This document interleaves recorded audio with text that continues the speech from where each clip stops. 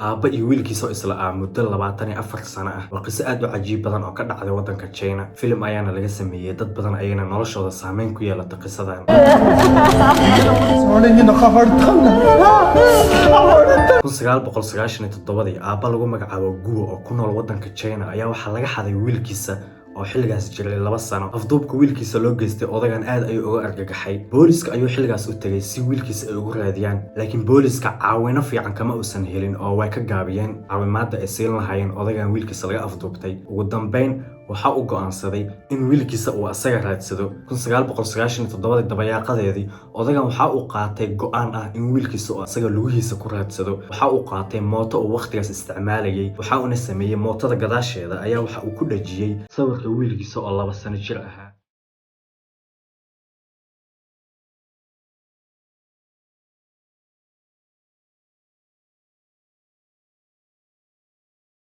waxa uuna bilaabay safar uu ku raadinayo wiilkiisa. mootada gadaasheeda calanka iyo sawirka ku dhagan waxa uu ku dul qoray waxaan raadinayaa wiilkayga oo 2 sano jiro. waxaana ku dhaganaa sidoo kale sawirka wiilkiisa. sanadkan waxa uu ahaa 1997 dhamaadkeedii. safarkiisa ayuu bilaabay uu ku raadinayo wiilkiisa. waxa uu iskaga kala gudbay 31 gobol oo ka mid ah waddanka China, isagoo maraya magaalo walba iyo tuulo walba si uu wiilkiisa ku helo. hadba sanadka iyo waqtiga waxa uu socdaba odagan wiilkiisa ma uusan helin. muddo kadib 2015 odagan waxaa laga sameeyay film Chinese ah. China oo dhan ayuu caan ka noqday odagan si magaalo walba iyo tuulo walba uu u tagay asagoo raadinaya wiilkiisa. ilaa ay dadka ugu wacaan waa oday waashay oo isku dhex yaacay maadaama uu raadinayo wiilkiisa ugu dambeysay muddo sanado ah. ilaa waqtigaasna waxa uu watay sawirka wiilkiisa oo 2 jir ah, ayagoo dadka qaar ku jeesjeesaya kuna dhahayo sideed ku helaysaa wiilka ugu dambeysay muddo aad u dheer, sawirkiisana aad xilligan wadato, xitaa haddii aad heshid wiilkaas ma aqoonaysid.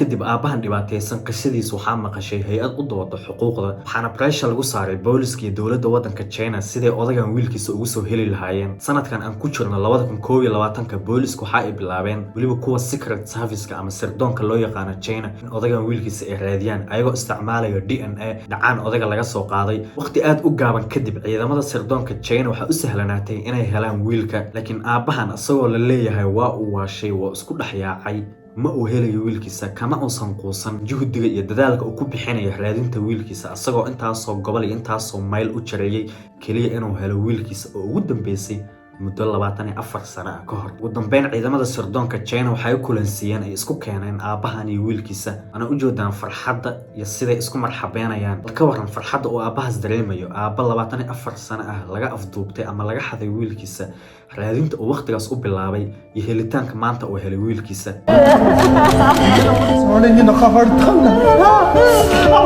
booliska waddankaasna waxa ay soo qabteen ama la ogaaday cidda ka dambeysay xaditaanka wiilkan. waxa ay ahaayeen nin iyo naag isqabay waqtigaas, laakiin nasiib xumo waxa ay isku dhali waayeen. waxayna go'aansadeen inay afduubtaan ama soo xadaan wiil yar si ay u korsadaan ama uga dhigtaan canug ay ayaga dhaleen. booliskana xabsiga ayay dhigeen aabahaas iyo hooyadaas soo afduubtay canugan waqtigaas 1997. aabahan waraysi laga qaaday helitaanka wiilkiisa kadib waxa uu sheegay haddii aanan raadin lahayn wiilkayga oo la iga xaday waqtigaas ma aanan helen hadda.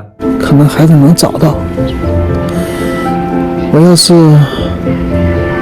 要是在家里呢，就是人贩呢，他不会给我送回来。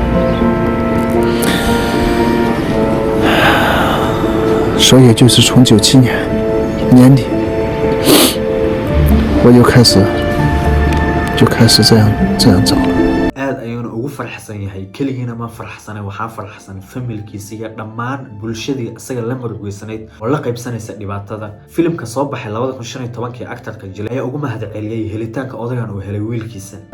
首先我透过这个镜头希望跟郭大哥说，我佩服你的坚持。在此我呼吁所有的朋友跟我一起支持反拐工作，盼望更多的离散家庭。 dowladda China waxa ay sheegtay aabahan inuu sabab u noqday dad badan oo islaa helitaankoodii. 24 sano kadib odagan maanta farxad aad u weyn ayuu dareemayaa kadib helitaanka wiilkiisa iyo dhibaatada u maray raadinta wiilkiisa, asagoo iskaga kala gudbay 31 gobol oo ka mid ah China, isticmaalayana mooto oo waqtigaas ka hor waliba gatay. waran farxadda uu dareemayo odagan hadda.